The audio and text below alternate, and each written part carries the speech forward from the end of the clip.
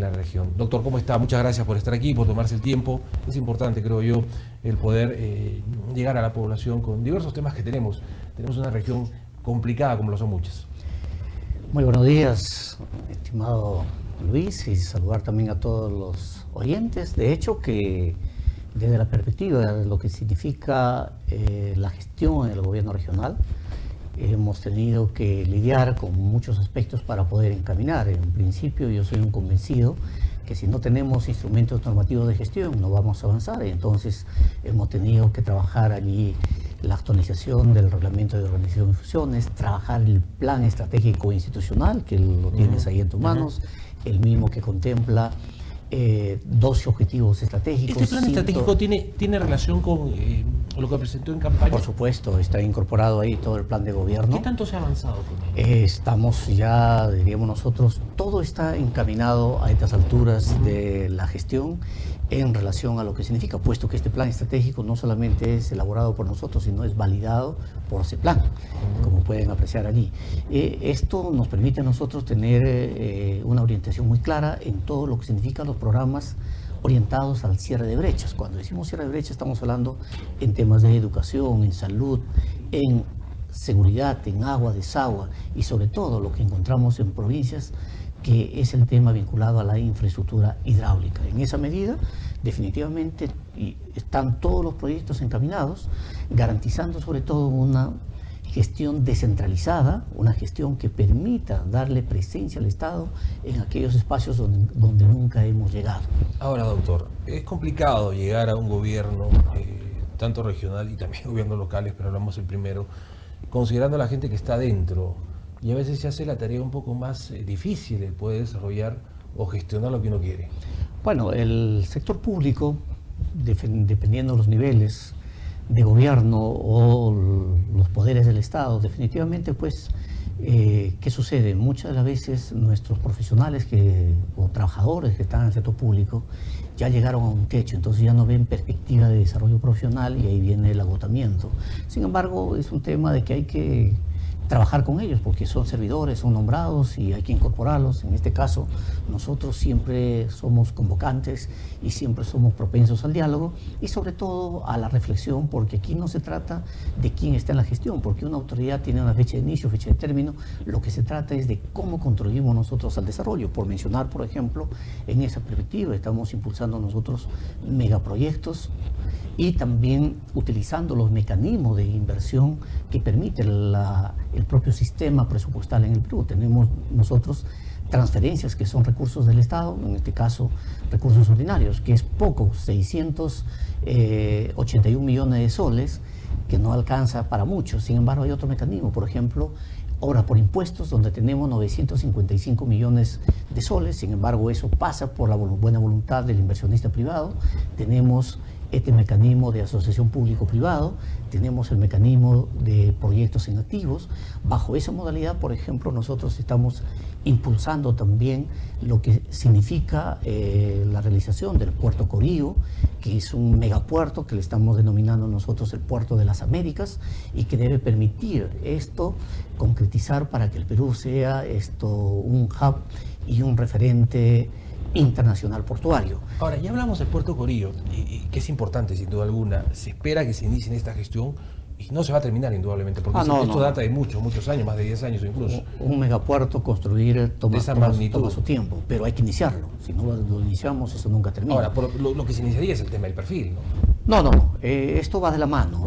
Cuando hablamos, aquí tiene que ser este mecanismo de proyectos en activos. Acá la inversión del Estado peruano no va a dar los presupuestos, tiene que ser millonario, pues, inversión primaria. En un inicio estamos hablando de una inversión multimodal de 7.000 millones de dólares, lo cual es muy importante. El privado, ¿cuál es la ventaja? Que él, conforme va desarrollando la idea, va desarrollando el perfil, va desarrollando el proyecto, va ejecutando. Y eso es lo importante, y esto nos debe permitir entonces dinamizar también la economía. Tenemos nosotros el caso, por ejemplo, que también nos hemos propuesto como gobierno regional en liderar desde la región Arequipa todo el tema del cambio de matriz energética. ¿En qué consiste este? Cambiar el sistema de generación eléctrica que tenemos para utilizar energías renovables y sobre todo hidrógeno verde. Por ejemplo, ahora en junio debemos ya consolidar el contrato para que podamos iniciar la construcción de la primera planta de hidrógeno verde, que nos debe permitir generar una inversión promedio de 2.500 millones de dólares. Esto va a generar una empleabilidad de unos 2.000 puestos de trabajo para iniciar. Y este proceso constructivo va a llevar en 3 etapas de 18, 36 meses y 5 años, lo cual nos debe permitir entonces a nosotros no solamente atender el tema de energías renovables, sino también los abonos, que tanto nos hace falta para la agricultura como es el amoníaco. De hecho, que también en esa perspectiva estamos comprometidos, por ejemplo, con hacer realidad el proyecto MAGES, pero ya visto MAGES Iguas no solamente como MAGES Iguas 2, sino como un megaproyecto integral. Ahora, se critica eso, y por parte del Consejo incluso, ¿no? que ha hablado de que los ha calificado incluso de escandalosos y demás, con respecto al tema de MAGES Iguas, ¿no? que esta duda que existe, que la puesta a punto de MAGES Iguas 1, de que quizás se está fantaseando con algunas cifras millonarias. ¿Qué tan cierto es eso? A ver, aquí es un tema técnico, pero cifras más o menos, definitivamente el gobierno regional no tiene el presupuesto. Tenemos todas las capacidades, porque ahora con el tema de la globalización, el tema de la internacionalización, yo vengo de la academia, con los contactos técnicos que tenemos, no hay ningún inconveniente en esos aspectos. ¿Cuál es el problema? El problema es el problema financiero, por una sencilla razón. No hay MAGES Iguas 2 si no intervenimos en la puesta a punto. ¿Y en qué consiste esto de la puesta a punto? No es otra cosa sino el mantenimiento de los túneles y del canal principal, que en el convenio que se suscribió, o en el contrato que se suscribió con la concesionaria Angostura S.A. en diciembre de 2010, el Estado peruano, el gobierno regional, asumió el compromiso de intervenir y no han hecho nada. Y obvio, han pasado 45 años y tampoco se ha hecho el mantenimiento. Y a estas alturas, nosotros el año pasado, recién en nuestra gestión, hemos intervenido el canal 9, que el día de hoy se está haciendo entrega ya a la población. Estamos con los TDR, todo lo que significa el túnel 9, pero se han identificado 10 puntos críticos que en cualquier momento, ojalá no se dé, haya un sismo y entonces colapsa, y eso ya no es solamente diríamos nosotros, un problema de crisis regional, sino nacional. Ya es una catástrofe nacional, por una sencilla razón. Se paraliza las 18.000 hectáreas que están en producción en MAGES 1 y las otras 5 que están en proceso. Entonces, ¿qué sucede? Hay que intervenir en toda esta reparación y mantenimiento de los túneles y del canal. Pero para hacer esta intervención hay que cortar el agua. Y entonces MAGES no se puede quedar 10 días sin agua. Una intervención de esta naturaleza nos va a llevar un par de años. ¿Y eso qué implica? Y recurrir a la contingencia. ¿Qué es la contingencia? La construcción de la represa de la cuenca intermedia. Para la puesta a punto, en opinión del MINARE, nos dice que necesitamos 2.750 millones de soles. La represa de la cuenca intermedia, si sumamos ese costo, necesitamos nosotros 4.480 millones de soles. La pregunta es, ¿ese dinero tiene el gobierno regional? Definitivamente no. ¿Tiene el Ejecutivo? Tampoco lo tiene. Y entonces, ¿por qué dirán ustedes se pretende trasladar al Ejecutivo? Porque el Ejecutivo sí tiene, el Ejecutivo Nacional, sí tiene el marco legal para poder, por ejemplo, hacer una convocatoria internacional, recurrir a un endeudamiento de gobierno a gobierno. ¿Cree que el Consejo aprobará ahí? Bueno, ya es un tema del Consejo, yo ahí no puedo dar ninguna opinión. La opinión nuestra como gobierno regional es que no es relevante quién ejecuta la obra, sino que esa obra se ejecute. Sumado a ello tenemos el tema del arbitraje con Cobra, además, ¿no? No, ese es un tema que no le veo mayor relevancia porque es una parte. Aquí el problema es intervenir en lo que significa la puesta a punto y la represa de la cuenca intermedia. Porque el tema del arbitraje puede seguir su curso, es un tema de conversarlo, dialogarlo, hay algunas estrategias también allí, no le veo mayor relevancia. El gran problema es, ¿qué pasa si en este momento colapsa uno de los túneles, como los túneles identificados o parte del canal? Listo, ese es el gran problema. Entonces ahí la reflexión es muy rápida. No se trata de decir aquí están atentando contra la descentralización, de ninguna manera, porque la propuesta del convenio es: tú, Ejecutivo Nacional, ejecutas la obra porque tienes capacidad, marco legal de endeudamiento, y entonces en 5 años retorna para la operación y mantenimiento al gobierno regional. Así que la operación y mantenimiento no va a estar a cargo del Ejecutivo, sino del gobierno regional. ¿Y eso qué implica? Recién se inicia el proceso de la venta de tierras, todo lo que significa la operación. Compromiso, ¿no? Entonces no hay ningún inconveniente. Allí el tema es que necesitamos nosotros Majes y Guas, pero en una mirada integral. Es decir, puesta a punto, represa de la cuenca intermedio, Majes y Guas 2, y sobre todo, como gobierno regional, también nosotros hemos asumido el compromiso de diseñar y de una vez trabajar el proyecto para la nueva ciudad Majes, donde podamos considerar un mínimo de 300.000 habitantes, y sea esto planificado para que no nos pase como nos está sucediendo en Pedregal Majes. Bueno, para acelerar un poco, doctor, otro de los problemas que se ha presentado lamentablemente es con la carretera de Arequipa-La Joya y el puente, ¿no? Se ha tenido que paralizar los trabajos. Eso es coyuntural. Arequipa-La Joya... Pero llama la atención este tema de los perfiles y demás que se elaboran y que no se ha considerado el tema de la mano de obra. Lamentablemente estos expedientes vienen de años atrás. Es una pena que tanto el ejecutor como el supervisor no hayan informado a tiempo para hacer los trámites ante la Contraloría para pedir la autorización, porque ya se ha excedido del 15% de los adicionales, y en este caso la Contraloría tiene que opinar para que autorice lo que significa el costo de la mano de obra, que no lo consideraron para el tendido del puente. Pero el puente de Arequipa-La Joya está bajo el control, vamos a ejecutarlo. ¿Cuánto tiempo más demorar? Porque tengo entendido que incluso se ha desmontado el tema de esta grúa, que solamente hay 2 en el país. No, eso ya no se necesita, porque acá es simplemente extendido la losa, mano de obra.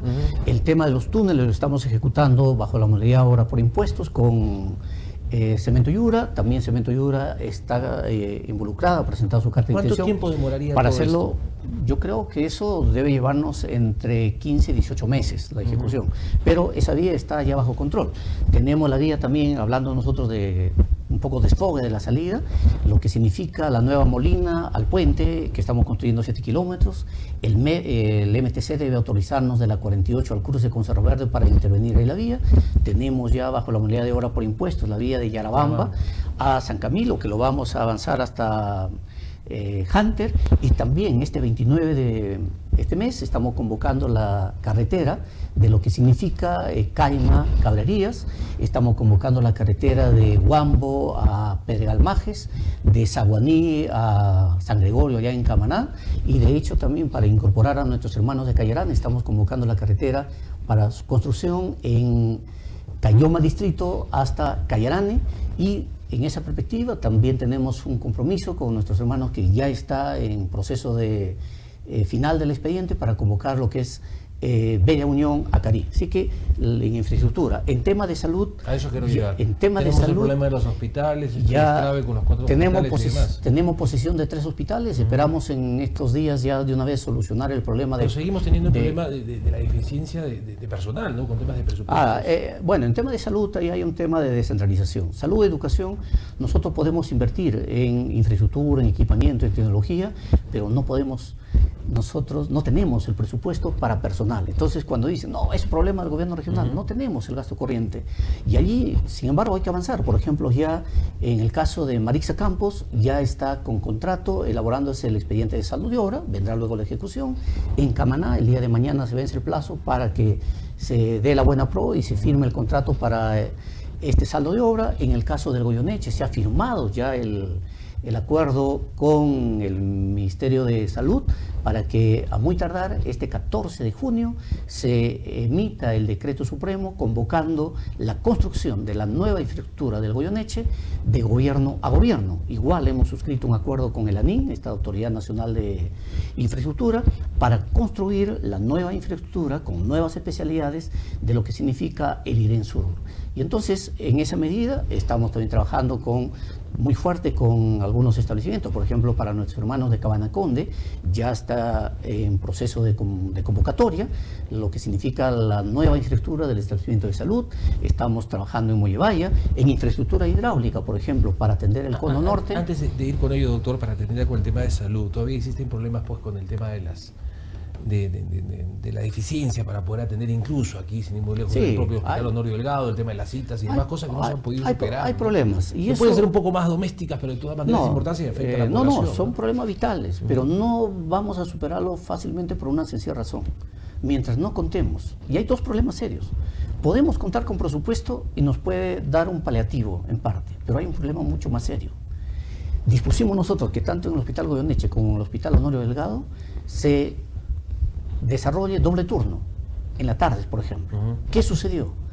Que, por un lado, no tenemos también especialistas, profesionales de salud especialistas, porque los especialistas que están en la mañana tienen compromisos en sus actividades privadas, clínicas particulares, entonces no hay profesionales de la salud especialistas para esos turnos, por un lado. Entonces, problema presupuestal que depende del MINSA y problema de especialidad. Pero, sin embargo, estamos encaminando. Por eso estamos nosotros invirtiendo mucho para poder ya concretizar todo lo que es la atención del primer nivel, trabajar en telesalud y articular ahí entonces también convenios como lo venimos haciendo con otros establecimientos de salud, no solamente nacional, sino internacionales. Así que está encaminado ese tema, por eso también la instalación del SAMU, por ejemplo, para poder dar algunas atenciones inmediatas. Así que el tema de salud, lo que tiene que impulsarse más es la atención del primer nivel para descongestionar y que nuestros hospitales centrales solamente sean de especialidad, por un lado.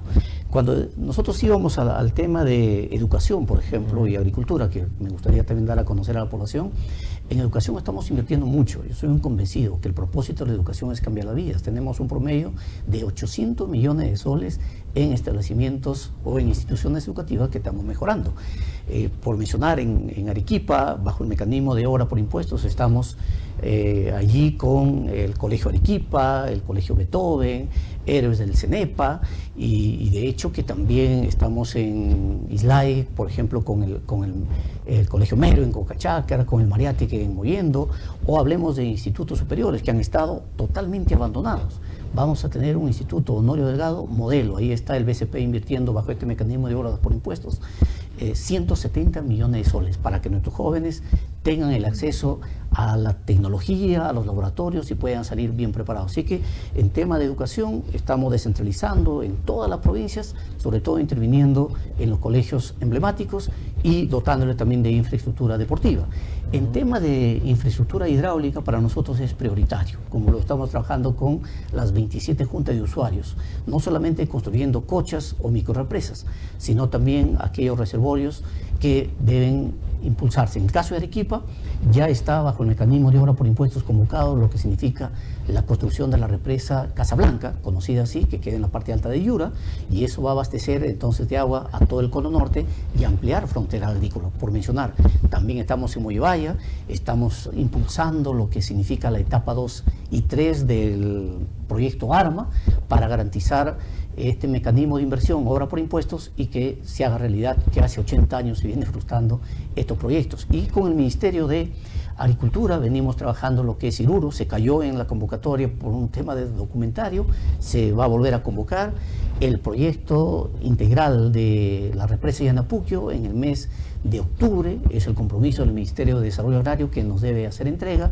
y se convocará para que la provincia de Islay cuente entonces con el líquido elemento que tanto necesitan. Bueno, ahora tenemos temporada bastante complicada también, ¿no? Para apoyar a los hermanos, especialmente en las zonas altas, con el tema de las bajas temperaturas. Sí, ahí tanto la gerencia de gestión de riesgos y desastres, la gerencia de agricultura y la gerencia regional de desarrollo e inclusión social vienen trabajando en forma articulada. Se está interviniendo ya con alimentos para el ganado a través de las pacas, se está interviniendo con frazadas, con abrigos para el personal, así que en esa medida hay toda una intervención de prevención y que de hecho hemos logrado nosotros también ahí, por ejemplo, dos aspectos importantes: que se baje la exigencia, que sobre los 3.000 metros sobre el nivel del mar podamos intervenir nosotros construyendo cobertizos para proteger justamente a los camélidos sudamericanos, y además un proyecto piloto de 5 millones que lo está ejecutando, dinero del gobierno regional del Canon, que lo está ejecutando en este caso el Ministerio de Vivienda,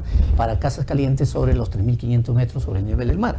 Y obvio hay un modelo ahí piloto que nosotros hemos trabajado también en vivienda, que hemos transferido dinero al programa Techo Propio del Ministerio de Vivienda de 29.700.000 y en este momento el Ministerio de Vivienda ha puesto más, hay 2.099 viviendas que se van a construir bajo esta modalidad de techo propio. Así que estamos también nosotros preocupados por atender esta brecha vinculada a lo que es vivienda. Doctor, lo invito a que continúe con nosotros, vamos a hacer una pequeña pausa, luego vamos a conversar un poco de pesquería, hablamos de minería, que es importante, y también de seguridad ciudadana en el siguiente bloque. Regresamos en breve con más de la información para esta mañana. Las gracias, como siempre, al doctor Robert Sánchez, que hoy está con nosotros, gobernador regional de Arequipa. Retorno nuevamente para seguir conversando con el doctor Robert Sánchez, gobernador regional de Arequipa, de diversos temas, como bien lo indicábamos. Conversábamos en la interna, y se lo vuelvo a hacer, acerca precisamente de estos cuestionamientos de direccionamiento, de apoyos, o beneficiar con algunos contratos o determinadas, determinados contratos con algunos aportantes en campaña.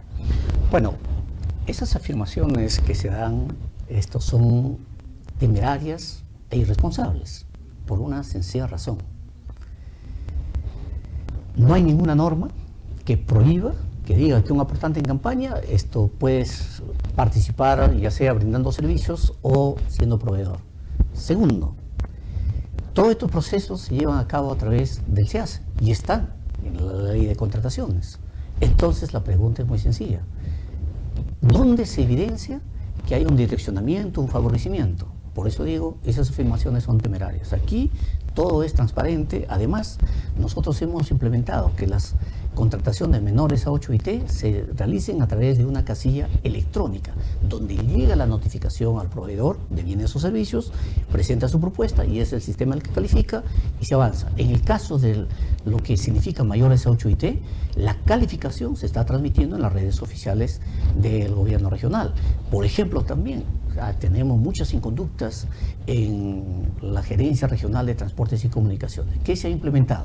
Que definitivamente el examen que dan los usuarios, ¿no es cierto?, pueda ser o se transmita. ¿Y qué ha sucedido? ¿Cuál es el efecto de esto? Antes de que transmitamos el examen teníamos una participación promedio de 300, ahora llegan a 100. Ahora, el Consejo está en evaluación el tema de interpelar al señor Ramos, el gerente precisamente de transporte, con el tema quizás uno de los que indicaban de no haber movimiento de personal o no haber rotación de personal en esta área. Bueno, ya eso es facultad del Consejo. Ellos tienen facultades de fiscalización. Eso de la interpelación no existe tal figura, pero le están afinando. Ahí lo que queremos decirle a los señores consejeros es que actúen en el marco de las facultades y las competencias que les da la ley y hagan un trabajo real para contribuir al desarrollo de Arequipa, porque algunos de ellos, en vez de hacer un trabajo de fiscalización, están confundiendo la fiscalización con el escándalo.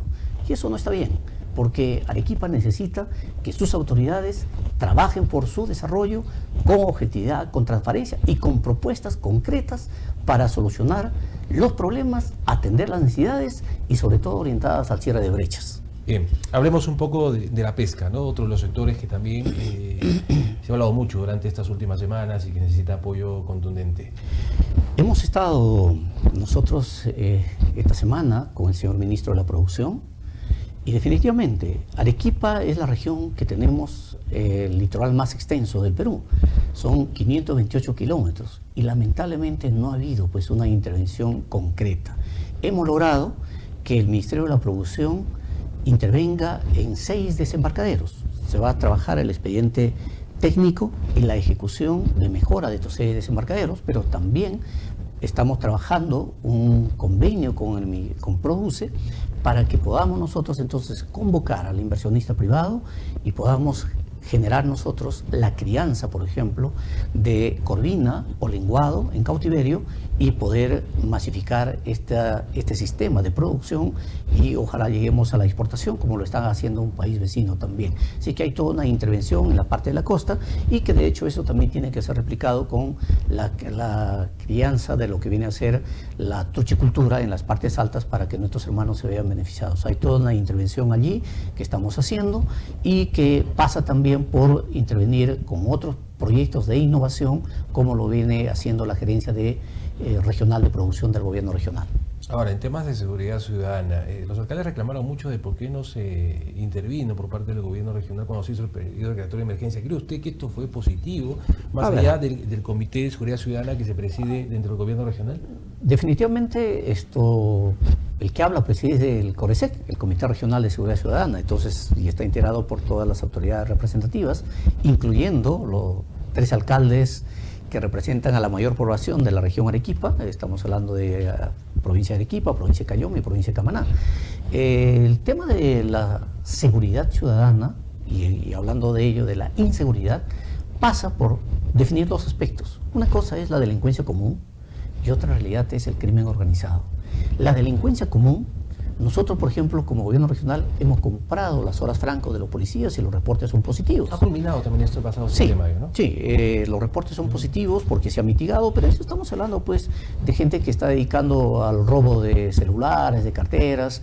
Hay focos ya identificados, los espacios ahí territoriales que la policía lo tiene bien mapeado, pero el crimen organizado no se va a combatir con una declaratoria de emergencia. El crimen organizado pasa por trabajar con inteligencia justamente en criminalística. Por eso es que nosotros como gobierno regional hemos financiado la capacitación, el entrenamiento de 100 policías en investigación criminalística.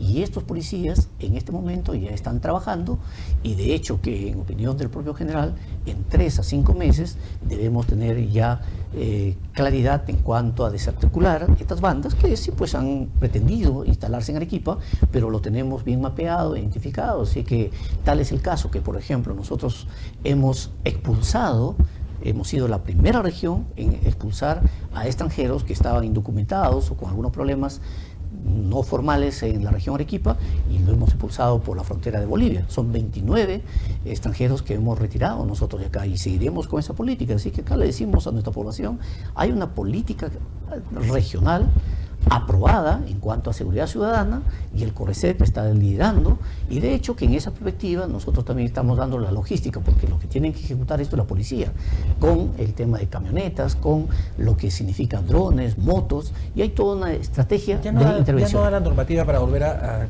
considerar el tema de los francos tampoco, ¿no? Se habló de un 20% de manejar el canon precisamente para estos temas logísticos. Sí, hay una situación de que el propio Ejecutivo va a financiar este tipo de intervenciones.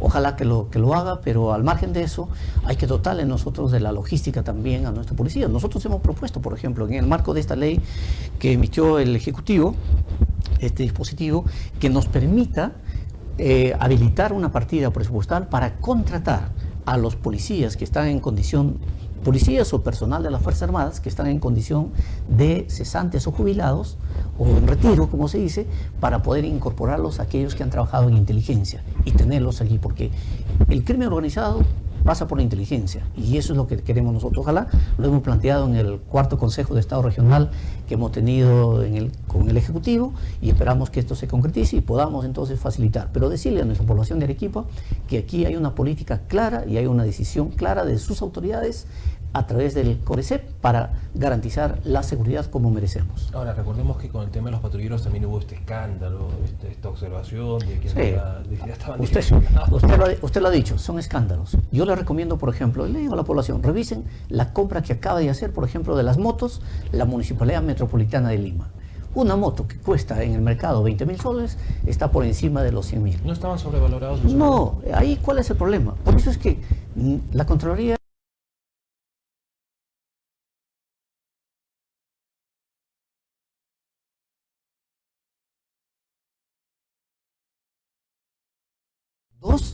todo lo que tenga que ver con los accesorios, el equipamiento relacionado a estos temas de seguridad, y 3, le pusieron el mantenimiento hasta los 75.000 kilómetros, y entonces eso te suma, pues, definitivamente. Entonces, ¿qué hemos hecho ahora? Muy bien, cortamos este convenio, hemos suscrito un nuevo convenio, en este momento está en pleno proceso de licitación de 49 camionetas que se compren al costo, habrá otro convenio para poder decir qué equipamiento necesitas, y habrá otro convenio para decir vamos a ayudarles con el mantenimiento. Separamos esto porque allí sí, pues, esto dice, no, mira, está sobrevalorado, está direccionado el escándalo, pero nadie ha dicho cuál es la estructura de esos costos, y ahí viene el problema. Por eso decimos, una cosa es fiscalización y otra cosa es escándalo, y no hay que confundir la fiscalización con el escándalo, y aquí se trata de presentar correctamente la estructura de costos. Por eso, para evitar este tipo de situaciones, estamos nosotros llevándolo por estas etapas en coordinación con el Ministerio del Interior. Algo similar con vehículos con el tema de la cisterna, ¿no? Que eso es lo último. Igual, ese es otro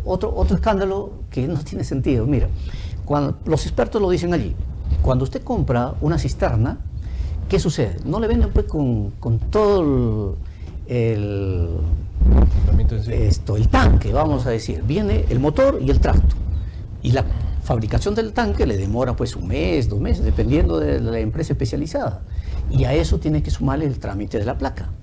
Entonces no es que usted va y compra en este momento un cisterna y viene completo. Y eso toma su tiempo. ¿Qué sucede? En pleno corte de agua hemos utilizado, con el aval de la Fiscalía y de la Policía, los 8 cisternas en la ciudad de Arequipa. Y algunos alcaldes han llevado ya estas cisternas a sus provincias, lo han utilizado, y quedaron 3 cisternas que no lo han recogido, incluyendo el alcalde, bueno, la Municipalidad Provincial de Arequipa. Pero ya eso hace 1 mes se notificó para que lo recojan, no hay más.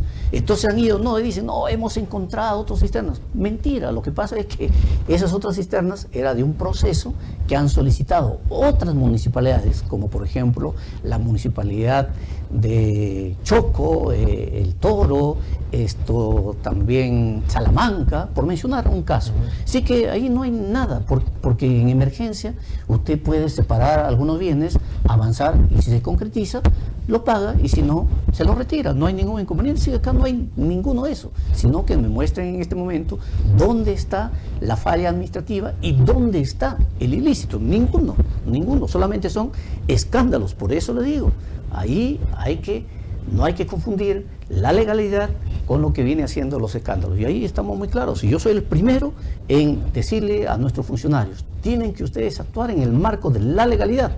Y cualquier actuación que sea ilegal, soy el primero en denunciarlo, porque aquí estamos con una lucha frontal contra la inconducta funcional y contra la corrupción. Bien, vamos con minería. Importante sin duda alguna, para nadie es ajeno.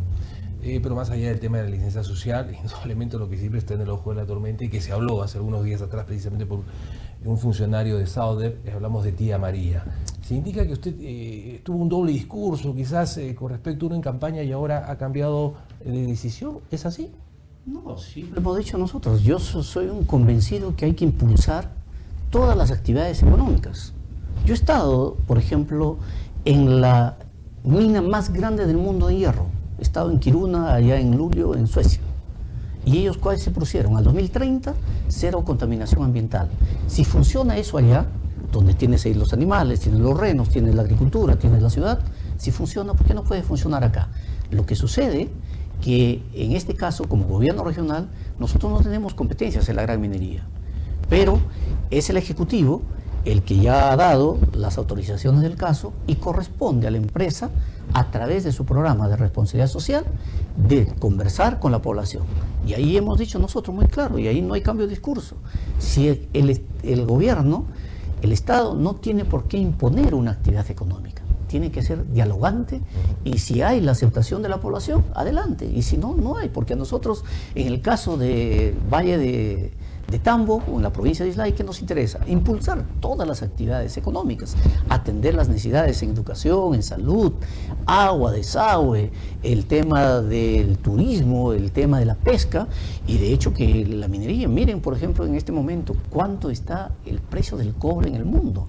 Necesitamos nosotros esos recursos, así que ahí es un tema de poderlo conversar. Por eso es que también estamos nosotros facilitando, por ejemplo, para que en el marco de lo que se le llama la licencia social, se impulse lo que es Afranal, lo que es Pampas de Pongo, y ojalá que podamos nosotros poder intervenir en los otros aspectos, pero hay que siempre impulsar minería responsable. Hay que impulsar a la extracción de aquellos minerales críticos que probablemente tengan una vigencia de 30 a 40 años, porque ya con el avance de la tecnología, finalmente también estos minerales es muy probable que queden obsoletos, porque ya vendrán nuevos minerales, nueva tecnología, como esta tendencia, por ejemplo, de las energías renovables y los minerales que ya no serán minerales críticos de la extracción, sino de otra fuente de tecnologías, ¿no? Ahora, pasamos al lado inverso de la moneda. Hablamos de minería formal, pero tampoco podemos ser ajenos al tema de la minería informal, más aún cuando ha venido en crecimiento en algunas provincias, como el caso de Cumaná, Carabalí y otras, que bien se conocen y donde incluso hay accesos donde no se puede ingresar. Sí, ese es un verdadero problema. Esto de la minería informal, la minería ilegal. Se ha avanzado, muy sí, delicado. pero también es bastante complicado el tema de las observaciones y demás que se tienen. Estamos avanzando por una sencilla razón, es el marco normativo. Le hemos dicho nosotros en su momento al Ejecutivo, al ministro de Energía y Minas anterior, que tiene que regularse todo este sistema. ¿Cuál es el problema, por ejemplo? Se da una concesión minera, pasan 10, 15, 20 años y no hay ninguna intervención. Y son estos propietarios de la concesión los que propician ese tipo de actividad de minería informal e ilegal. Y entonces, eso es lo que nos está generando a nosotros serios problemas. Por ello, por ejemplo, como gobierno regional, estamos trabajando muy de la mano con los mineros artesanales para poder trabajar e implementar, que ya está en proceso, de un parque minero metalúrgico en el distrito de Chala, en la provincia de Carabalí. Y entonces este parque minero metalúrgico nos debe llevar a generar un modelo de utilización de toda la tecnología, del desarrollar, capacitar competencias al personal y entonces evitar la contaminación, porque este es un problema. Imagínense, extraen en forma ilegal, en forma informal el oro y se vende por Bolivia. Bolivia exportador de oro y todo estamos nosotros aquí simplemente mirando, y eso no puede ser. Entonces ahí es un trabajo articulado que tiene que darse, ejecutivo, gobierno regional, gobierno local, y también el Congreso tiene que mirar. Lamentablemente, pues parece que en esa perspectiva hay un marco legal que más bien, en vez de frenar todas estas cosas, alimenta. Y ojalá esto allí, hacer la invitación a nuestros amigos, los mineros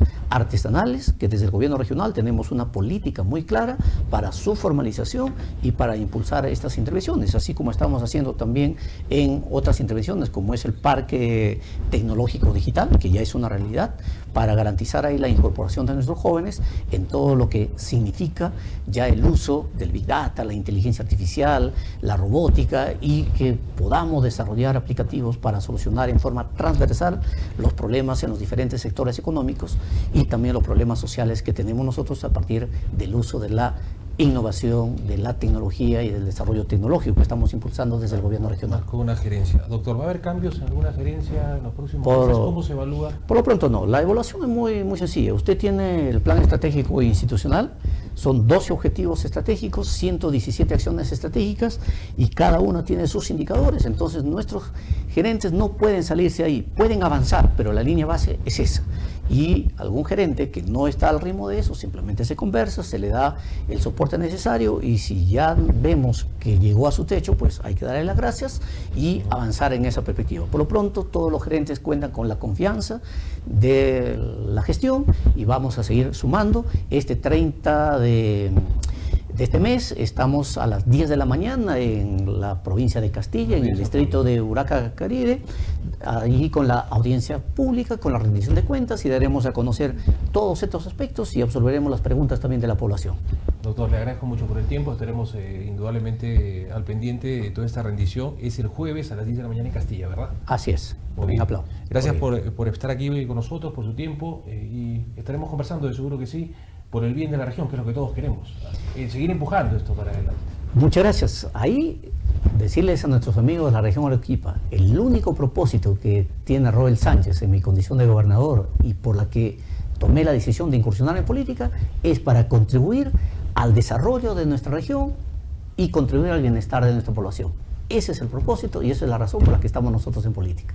Y vamos a concretizar ese compromiso. Muchas gracias. Ok, muchísimas gracias al doctor Roel Sánchez, gobernador regional de Arequipa. Bien, amigos, nosotros llegamos a la parte final, el tiempo nos ha ganado. Como siempre, muchas gracias por haber estado con nosotros.